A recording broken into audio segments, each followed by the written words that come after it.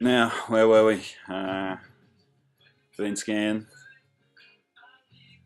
I guess the next real major thing that happened in my life was I bought my first car. Actually, it was kind of a team car. We bought it, me and my brother and a couple of friends. It was a dirty old Valiant. We bought it off this guy who was sadly massively obese. He had to weld the seat back and duct tape big blocks of wood on there so it could fit inside the car. Anyway, we got the car all stick it up with our sponsors at the time, and we could fit all our skis in the boot because it was huge. It was an old Valiant, and we just drove it around to all the ski resorts, went to some events and stuff, and just drove around in the team car, doing our thing. Pretty soon after that, the traveling bug kicked in again, and I headed off to Switzerland, back to the Alps.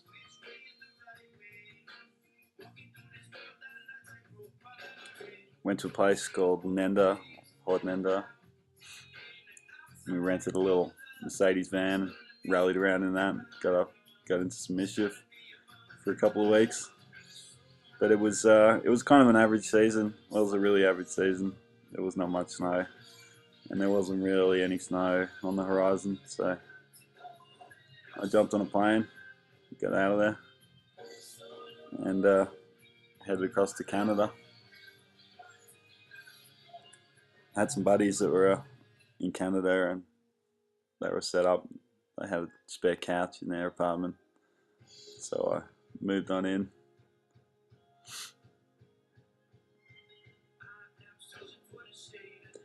The scan in Whistler, I'd been there before, but I'd never really skied around. It was pretty cool just to get out and explore the mountain. It's a pretty awesome resort.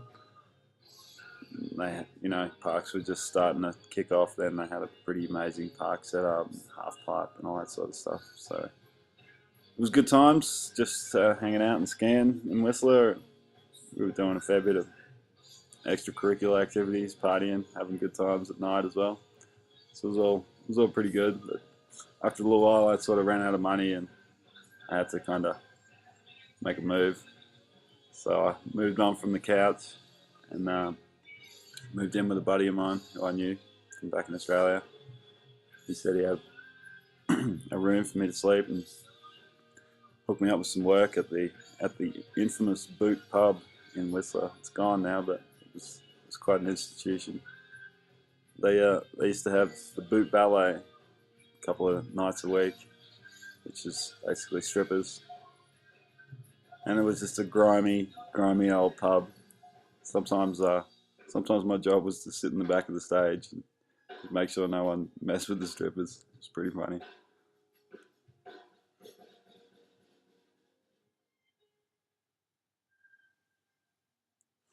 The next season I went back to Canada.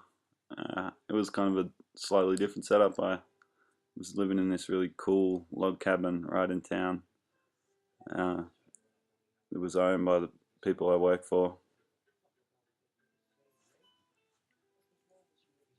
that season, which was a Japanese couple that ran a ski shop in town, right in the middle of town.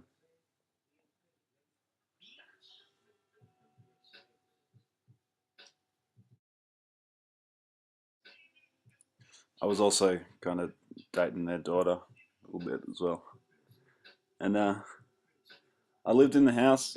It was like a Japanese staff house, so I lived with maybe 6 or 7 Japanese people, which was pretty cool. And I guess that was they all told me about how good Japan was and how good the skiing was, and I guess it started a little bit of a love affair of Japan in me, and I spent the next part of my life spending a fair bit of time in Japan, and that's coming up on the next one.